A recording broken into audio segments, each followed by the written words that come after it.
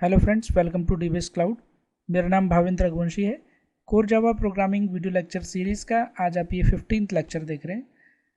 इस लेक्चर में मैं आपको मेथड्स को और डिटेल में पढ़ाने वाला हूँ। अभी तक हमने जो मेथड्स पढ़ी हैं वो सारी मेथड्स ऐसी थी जिनमें हम रिटर्न टाइप वॉइड यूज़ करते थे, right.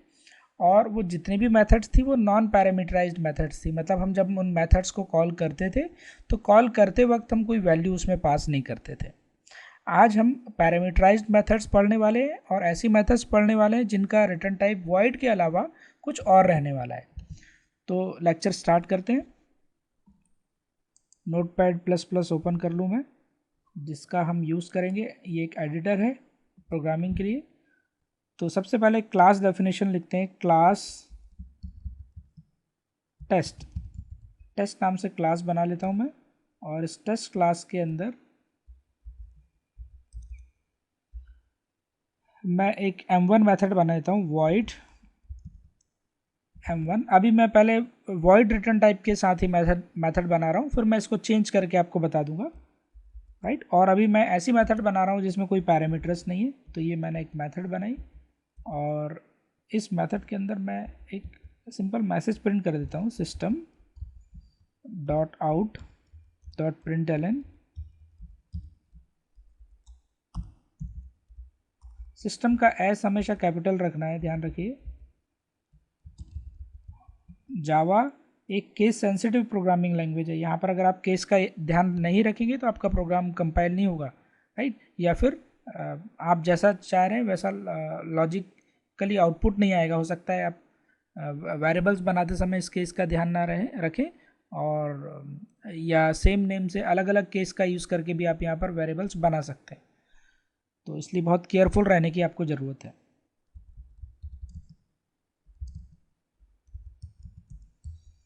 Test class m1 method मैंने बनाई यहाँ पर, और इसके बाद मैं मेन मेथड बना लूँ।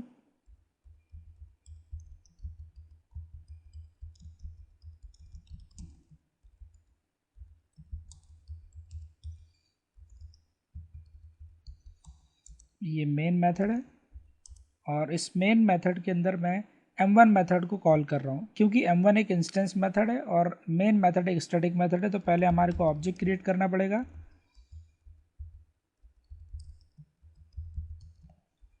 और ऑब्जेक्ट रेफरेंस का यूज़ करके, यानी ऑब्जेक्ट का यूज़ करके हम m1 मेथड को यहाँ पर कॉल कर लेंगे। ये हो गया,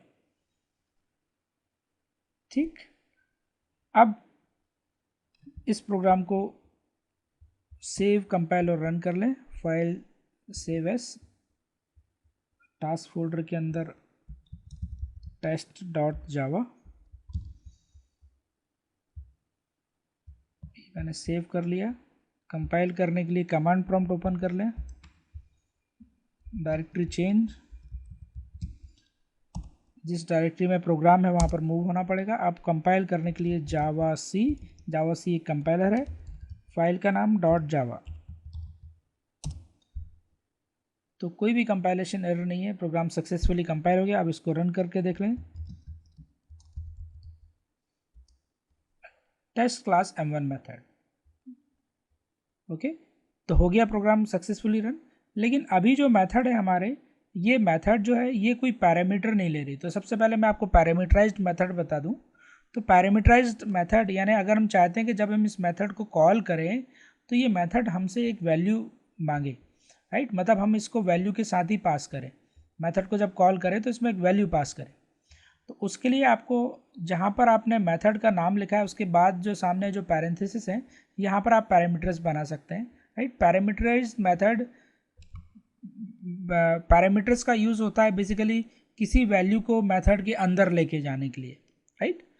तो बाय डिफ़ॉल्ट जितनी भी पैरामीटर्स रहते हैं जावा में, वो इन पैरामीटर्स ही रहते हैं। इनफैक्ट बाय डिफ़ॉल्ट नहीं, हम सिर्फ इन पैरामीटर्स ही जावा में बना सकते हैं, ओके। तो अब हम यहाँ पर एक पैरामीटर बना लें, इंट। पैरामीटर बनाने के लिए पैरामीटर का पहले डेटा टाइप बताना पड़ता है, पैरामीटर किस तरह की वैल्यू को अंदर लेके जाने वाला है मेथड के अंदर। तो यहाँ पर पैरामीटर का टाइप इंट है और इसके अंदर पैरामीटर का हम नाम दे दें ए।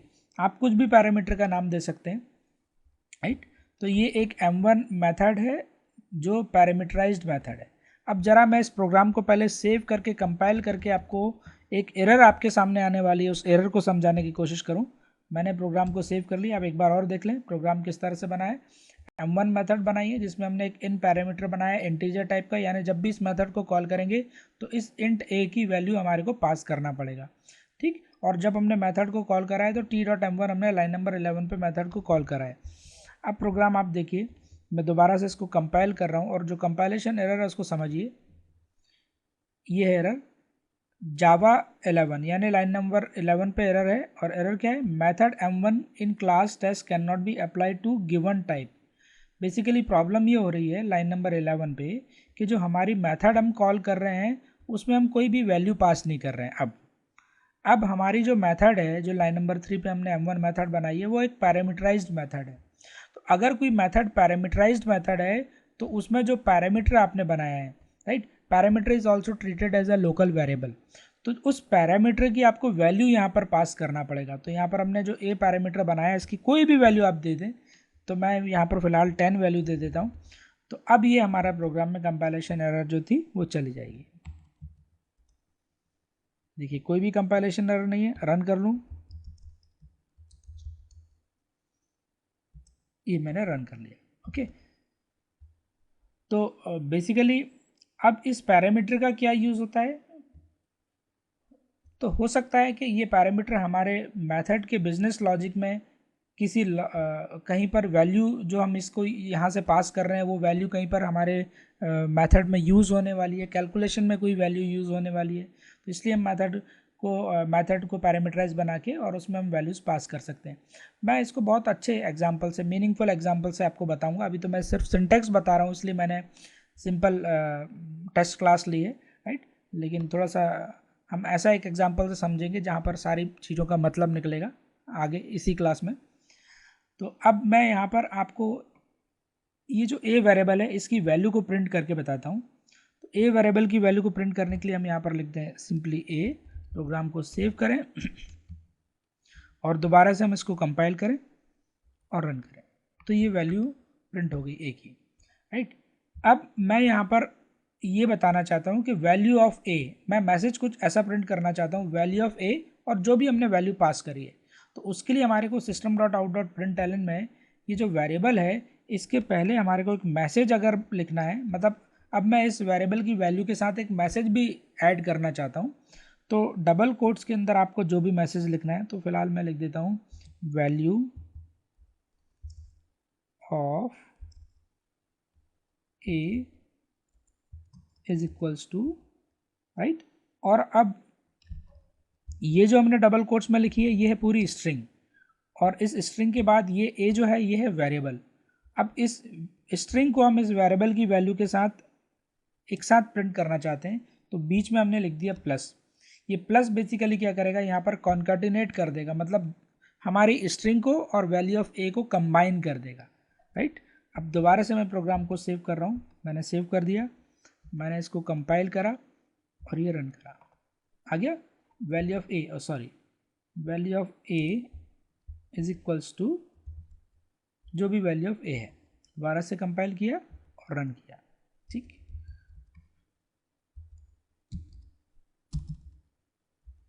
कंपाइल एंड रन, तो value of a is equals to 10।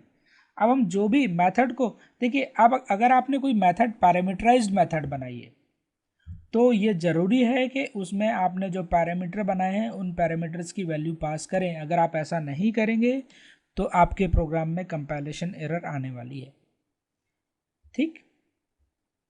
यहाँ पर हम कितने भी पैरामीटर्स बना सकते हैं। अगर मैंने यहाँ पर एक पैरामीटर बनाया है, मैं चाहूँ तो एक और पैरामीटर बना दूँ कॉमा इंट b, ठीक। जितने चाहें आप उतने पैरामीटर्स बना सकते हैं। पैरामीटर बनाने के लिए आपको पैरामीटर का टाइप, उसका नाम लिखना है, डेटा टाइप लिखना है पहला, और फिर उस पैरामीटर का नाम लिखना है।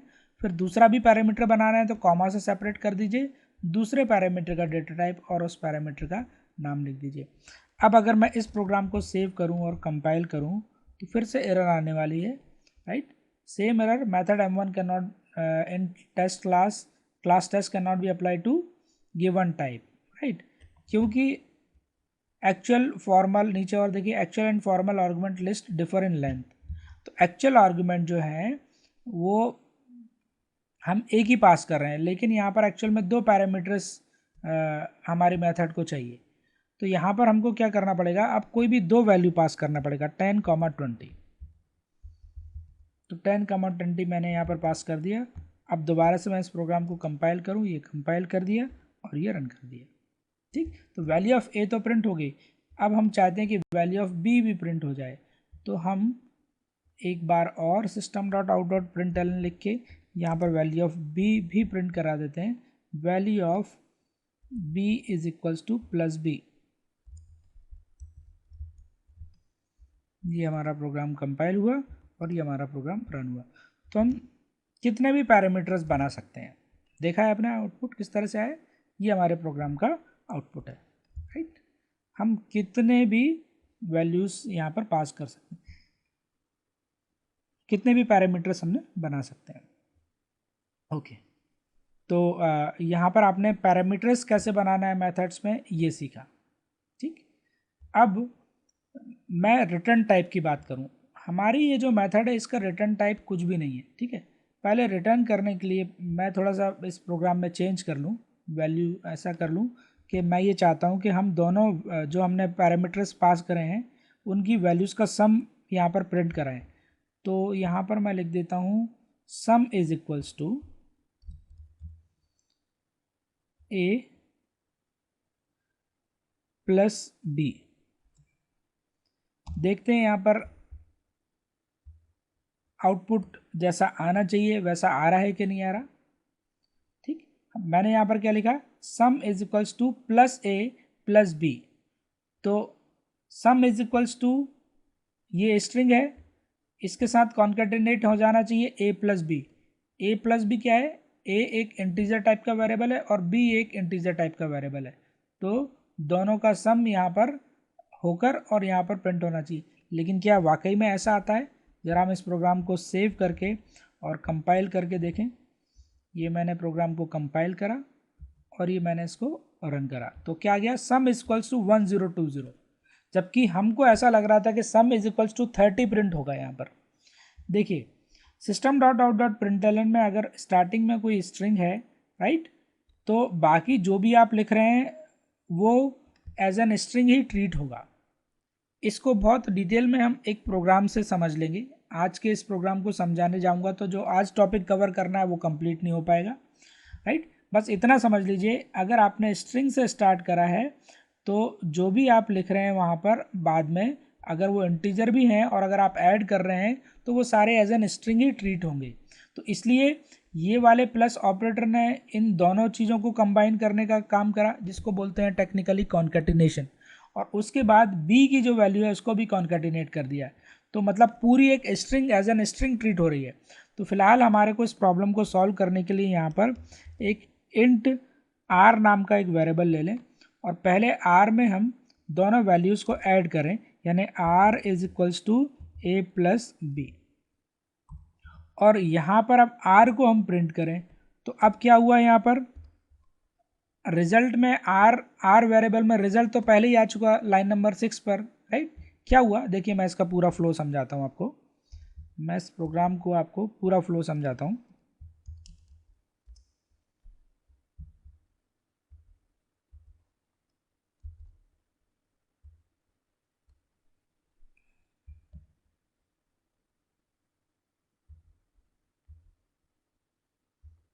ये हमारा प्रोग्राम है, इसका एग्जीक्यूशन आपको मालूम ही है कहाँ से स्टार्ट होएगा।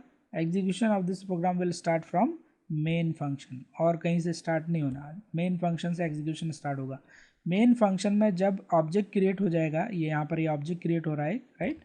और इस ऑब्जेक्ट क्रिएट होने के बाद जब हमारी मेथड कॉल होएगी, राइट, ये तो ऑब्जेक्ट क्रिएट हुआ और नीचे इस ऑब्जेक्ट रेफरेंस का यूज़ करके ये मेथड को कॉल किया। यहाँ से हमारा प्रोग्राम सीधे M1 फंक्शन पे चला जाएगा, मतलब यहाँ चला जाएगा। ठीक, ओके। लेकिन कैसे जाएगा मैं बता रहा हूँ। यहाँ से प्रोग्राम का फ्लो सीधा चला जाएगा m1 फंक्शन पे। t.m1 यहाँ से फंक्शन आपका कॉल हो जाएगा, ये m1 फंक्शन कॉल हो जाएगा। ठीक, m1 फंक्शन में दो पैरामीटर्स है, int a और int b, और जब हमने फंक्शन को कॉल करा है यहाँ पर, तो इस फंक्शन में भी हमने दो वैल्यूज़ पास करी है। इस फंक्शन में हमने एक वैल्यू पास करी है 10, ठीक, और एक वैल्यू हमने इसमें पास करी है 20। तो ये दो वैल्यूज़ हमने इस फंक्शन को कॉल करते समय पास करी है। ये जो 10 वैल्यू हमने यहाँ पर पास करी है, ये वैल्यू स्टोर होने वाली है, कहाँ पर स्टोर होने वाली है ये वैल्यू स्टोर होने वाली है पैरामीटर ए के अंदर, यहाँ पर ये वैल्यू स्टोर होने वाली है। और जो 20 वैल्यू हमने पास करी है,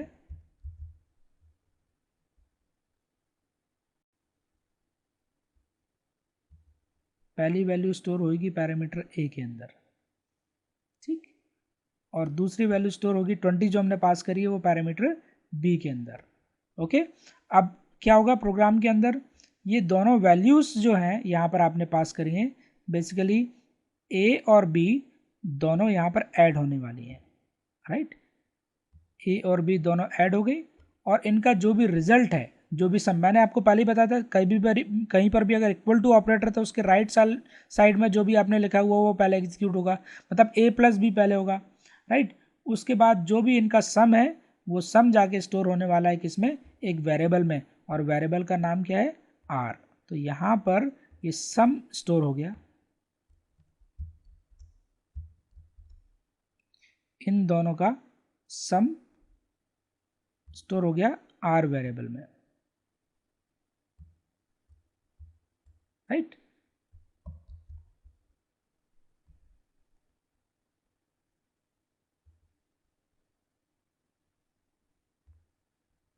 ये आर वेरिएबल में इनका सम स्टोर हो गया ए प्लस बी होकर।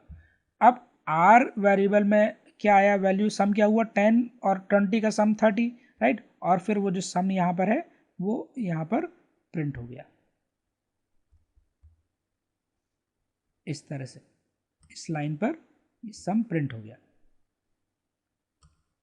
समझ में।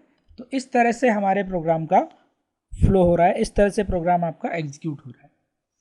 ओके, तो पैरामीटर्स की वैल्यू जो भी आप पास करेंगे मेन फंक्शन में, पहले वो पैरामीटर्स को असाइन होंगी, पैरामीटर से अंदर कैलकुलेशन में जहाँ पर भी आप कैलकुलेशन कर रहे हैं वहाँ पर वो पैरामीटर की वैल्यू यूज़ हो जाएंगी। मैं इनकी नंबरिंग करके बता दूँ, राइट। तो सबसे पहला काम ये हो रहा है 1, ये स्टेप 1 है, पैरामीटर की वैल्यूज़ मतलब जो हमने मेथड कॉल करी है वहाँ पर जो पैरामीटर की वैल्यू असाइन करी है वो पैरामीटर्स में असाइन हो रही है।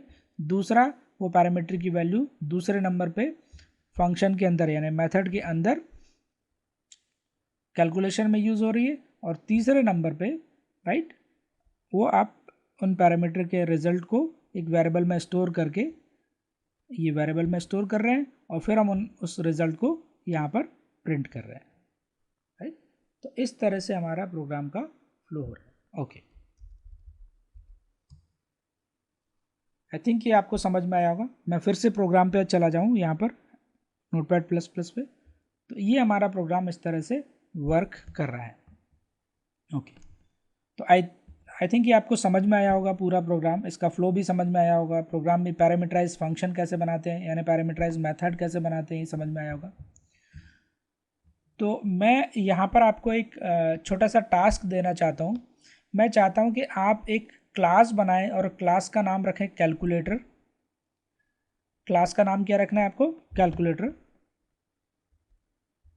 यहाँ पर देखिए ये क्लास का नाम है।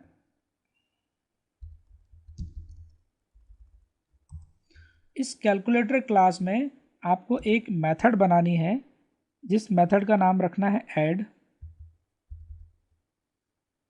और इस मेथड में आपको दो पैरामीटर्स पास करना है।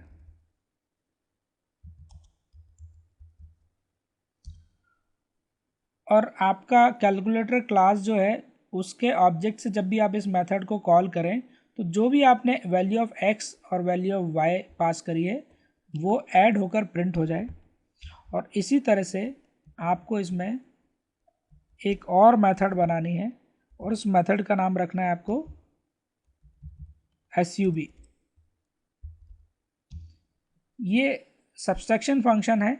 ये जो भी आपने दो नंबर पास करें हैं, वैल्यू ऑफ x जो भी आपने पास करी है उसमें से वैल्यू ऑफ y को माइनस कर देगा और रिजल्ट को प्रिंट करेगा, राइट। तो नेक्स्ट वीडियो लेक्चर से पहले आप इस प्रोग्राम को बनाकर तैयार रखें।